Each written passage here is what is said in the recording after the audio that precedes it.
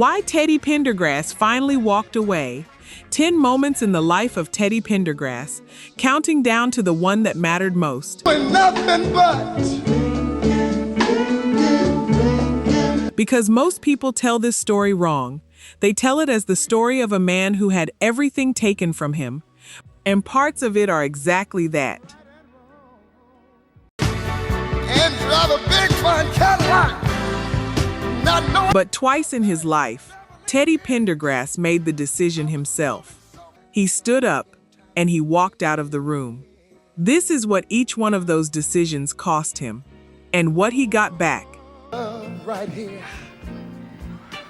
in the palm of my hand. 10. The boy who was ordained at 10.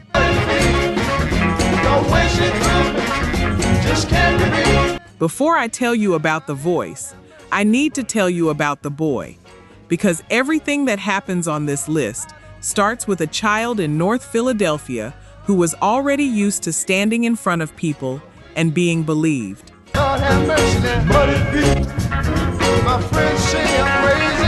He was born March 26, 1950, in Kingstree, South Carolina, and came to Philadelphia as an infant with his mother, Ida.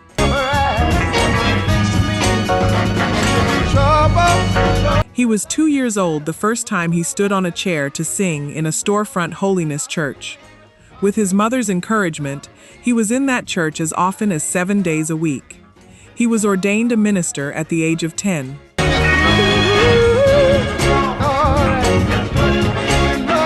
10 years old, with a congregation, and then he walked away from it.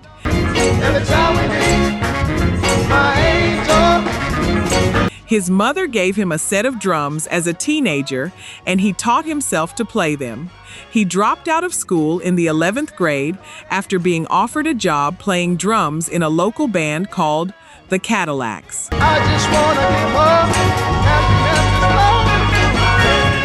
He had a pulpit, and he chose the back of a stage. His father, Jesse, had already left the family and was murdered when Teddy was 12.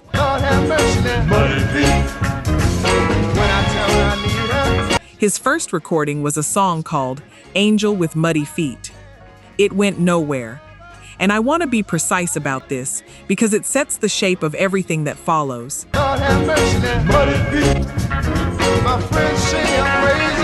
He was not a man things happened to, not at the start. He was a man who left rooms on purpose.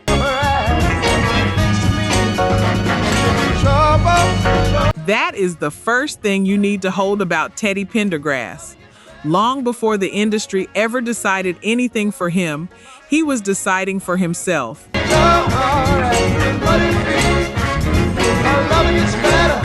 A 10-year-old minister who put down the pulpit and picked up a pair of sticks.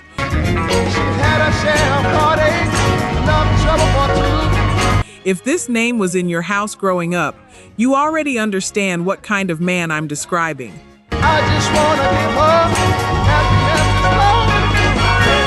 9. The drummer who wasn't supposed to sing. Nothing but. Let me tell you who he was in 1970. A working Philadelphia drummer, 20 years old, not a frontman, not a name, a man hired for his hands.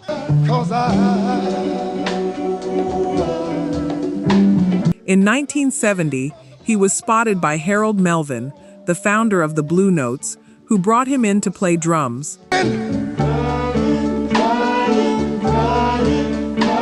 The Blue Notes were not a new group. They had been working under that name since 1954, and before Pendergrass joined them, they had struggled to find success.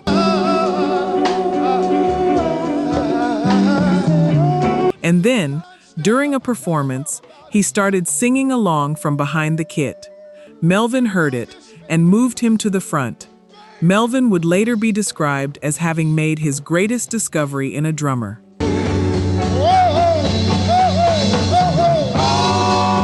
That single decision is what changed the group's fortunes. Pendergrass's voice is what helped them land the deal with Gamble and Huff's Philadelphia International label. Signed in 1972, in a lineup of Melvin, Pendergrass, Bernard Wilson, Lawrence Brown, and Lloyd Parks. From day to day. Oh, Lord, on my head. Now hold the arithmetic of that for a second. The group was 20 years old. The label deal came within 2 years of putting Teddy Pendergrass in front of the microphone.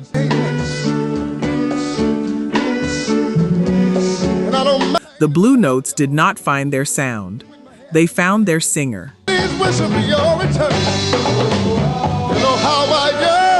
There is a difference, and the difference is going to matter enormously by the end of this video. Real talk, only 9% of you are subscribed. That hurts. We're spending hours digging through archives, fact-checking every detail, bringing these stories back to life. And if you're watching this far, you clearly care. So hit subscribe. It's free and takes 2 seconds. Now, to my subscribers, barely any of you have joined the membership. And honestly, that stings even more. You know the work we put in. You keep coming back. If these videos have ever made you feel something, if this music means something to you, join the membership. It's one coffee a month, and it's the only way we keep this going. Let's build this together. All right, back to it. 8. The song that was written for somebody else. Between right and wrong. You know this song. It has been part of your life for a long time. Weddings, funerals, car radios, other people's versions of it. But knowing the song and knowing what it costs to make it are two different kinds of knowing. Let me give you the second one. Just get yourself together. If You Don't Know Me By Now was written by Kenny Gamble and Leon Huff and released as a single in September 1972. It was originally intended for LaBelle, the trio led by Patti LaBelle. They never recorded it. Old funny moves. I've got mine. Gamble and Huff handed it to the Blue Notes instead, with Pendergrass on lead. It was their first hit, and it was not a modest one.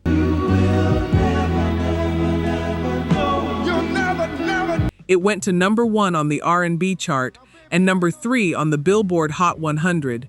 It sold over 1 million copies and was awarded a gold disc by the RIA on November 21st, 1972.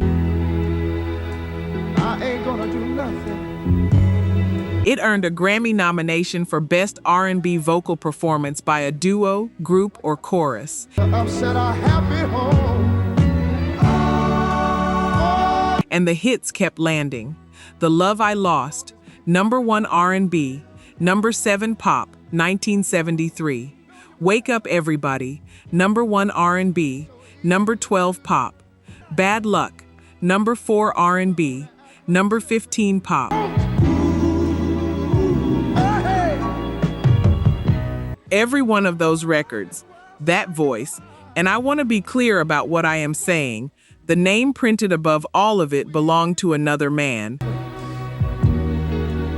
Between right and wrong. Some of you are going to look up who sang lead on that record after this ends. Good. That is exactly the point.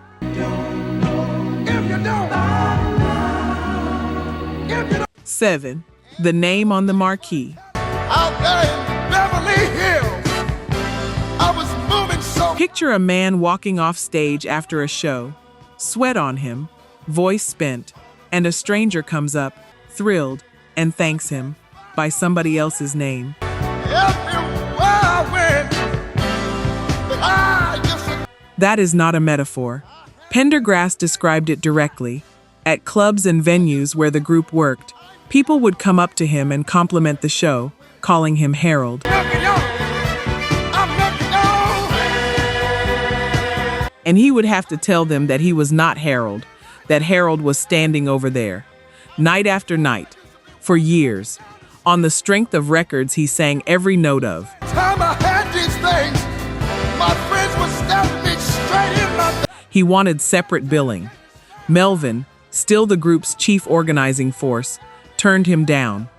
He wanted the group renamed because fans kept mistaking him for Melvin.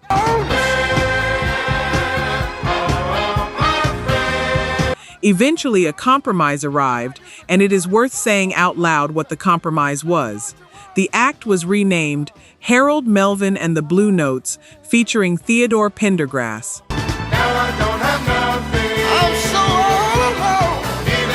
Featuring the man singing every lead. Featured, and I will say clearly what most people won't.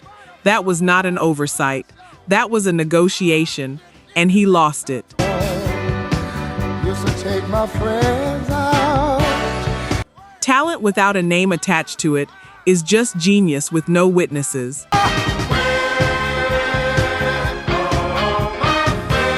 He was the most recognizable voice in Philadelphia soul, and he was being thanked in parking lots under the wrong name.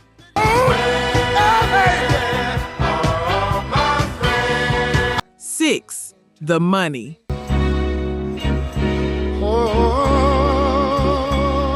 A man can live with the wrong name on a poster. What he cannot live with is opening the envelope.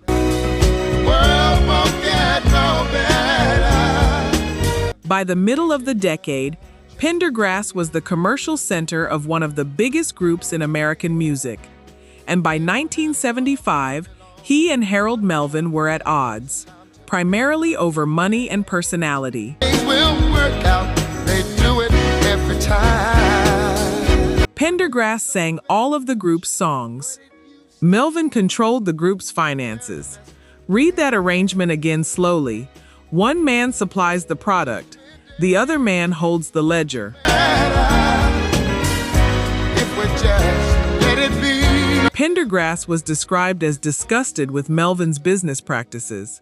He would ultimately quit after an argument over the money he earned, a departure over monetary disputes. And here is the timing, which is the part that tells you who he was. When he left, the group had just released Wake Up Everybody, their most successful album.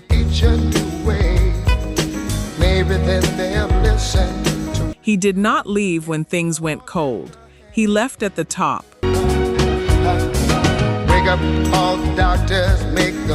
And whether the arrangement was designed that way from the beginning or simply never corrected, I think you already know which one you believe.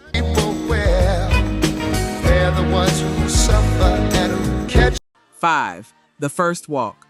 Right here. In the palm of my hand. He was 26 years old. He had the #1 voice in Philadelphia soul, a signed group, a hit album on the shelves, and he gave all of it back.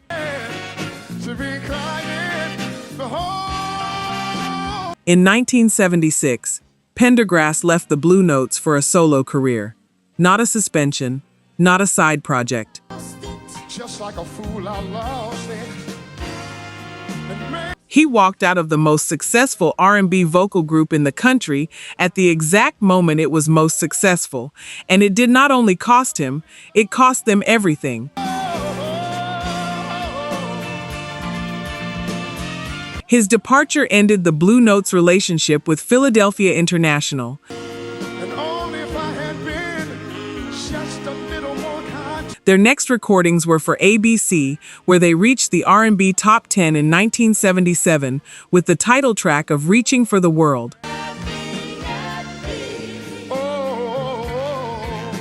That would prove to be their last major success. After one more album for ABC, they moved to a subsidiary label in 1979 for 2 records that failed to reignite anything.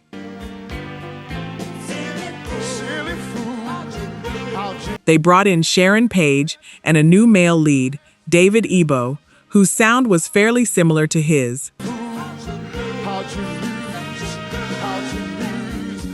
Similar. That was the best available replacement. A man who sounded like him.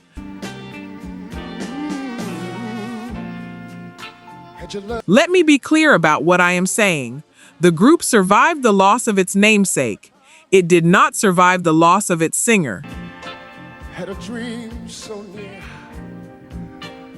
That is the answer to the question the billing dispute was really asking. It just took his leaving to get it on the record.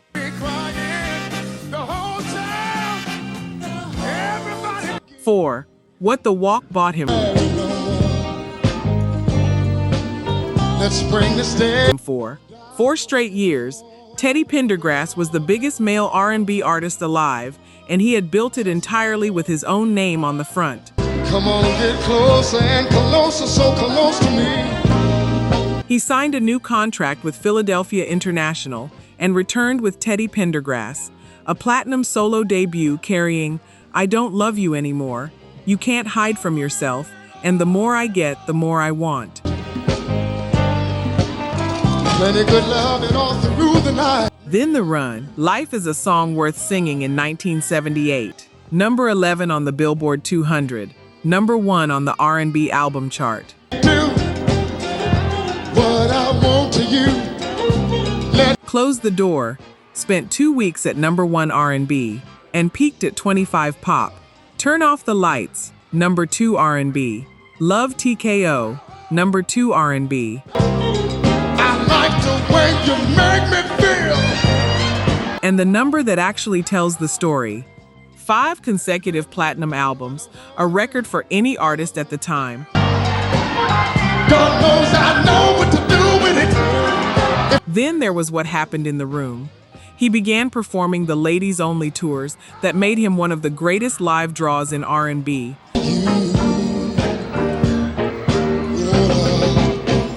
Steam coming off him, thousands of fans showering the stage with gifts, teddy bears piled up by the end of the night. Kenny Gamble called him the Black Elvis.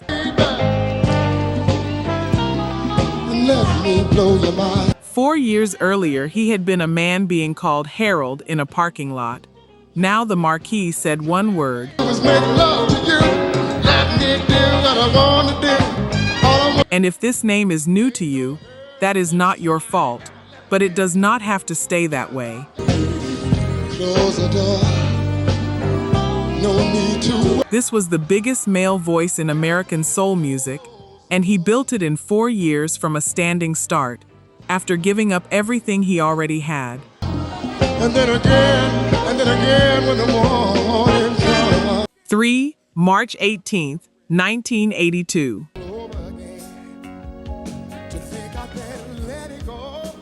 He was 31 years old.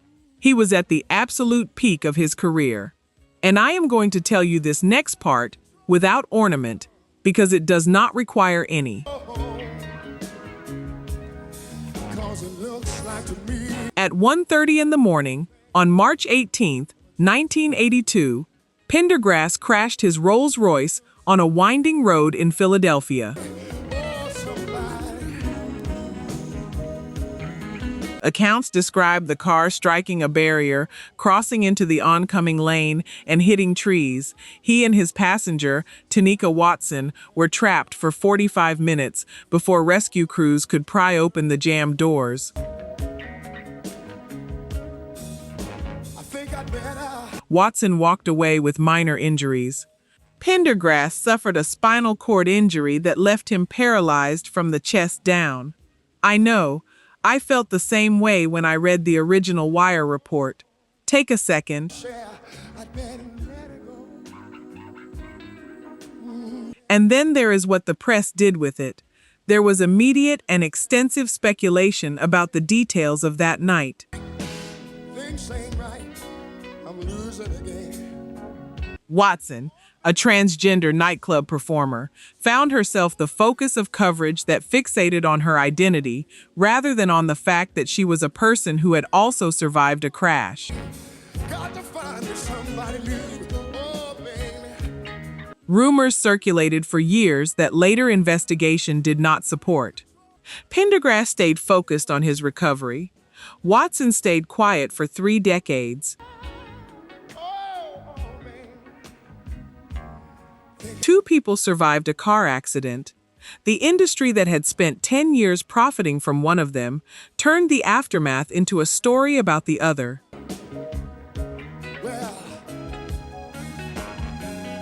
2. The ceiling nobody can blame anyone for. And I will hold you. He learned how to sing again. I want that sentence to sit by itself for a moment, because most people skip over it. precious time. Unable to walk, he returned to the studio under a new contract with Asylum and released Love Language in 1984, including the ballad Hold Me, recorded with a then unknown singer named Whitney Houston.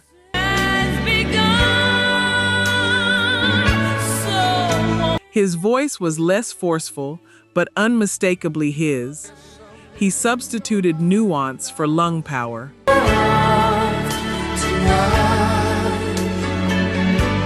In 1985, a worldwide television audience watched him sing at the Live Aid concert in Philadelphia. He performed from his wheelchair, and he kept going. Top 10 R&B hits and gold albums into the 90s.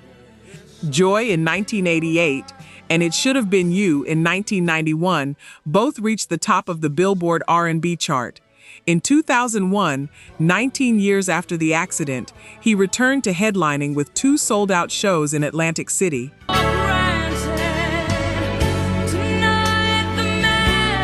Now, this is the moment I told you was coming. Teddy Pendergrass received 5 Grammy Award nominations. Not one of them turned into a win.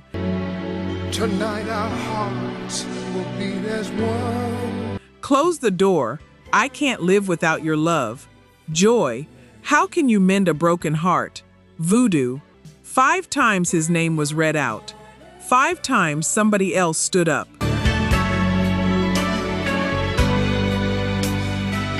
And now that you have the full picture, you understand why I said what I said at the beginning. This is not Harold Melvin's ledger. This is not a label contract. There is no villain in this one. Let's not waste this breath. A room full of his own peers voted 5 separate times, and 5 separate times decided it should be someone else. This moment starts. Talent without documentation is genius with no witnesses. He had the witnesses, they just never wrote it down. This moment starts to treasure. 1. The Second Walk.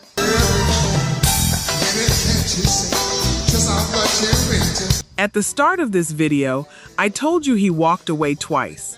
You have seen the first one, a 26-year-old giving up the biggest group in the country over a name and a ledger.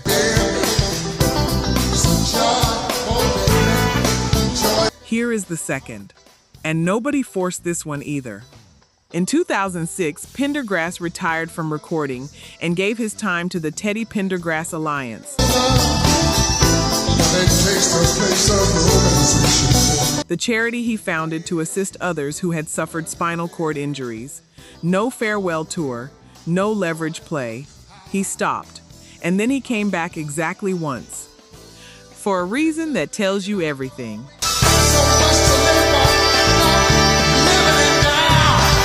In 2007, he briefly returned to perform at Teddy 25, a celebration of life, hope, and possibilities. An event marking 25 years since the accident, staged to raise money for his charity.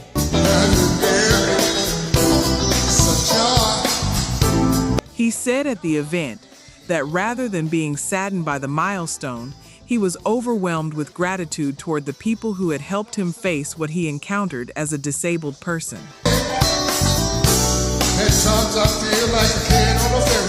That concert became From Teddy with Love, his final live album. He spent his remaining years away from the spotlight.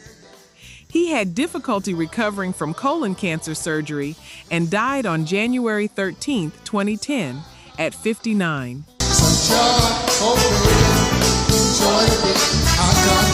And here is the empty space. He is not in the Rock and Roll Hall of Fame.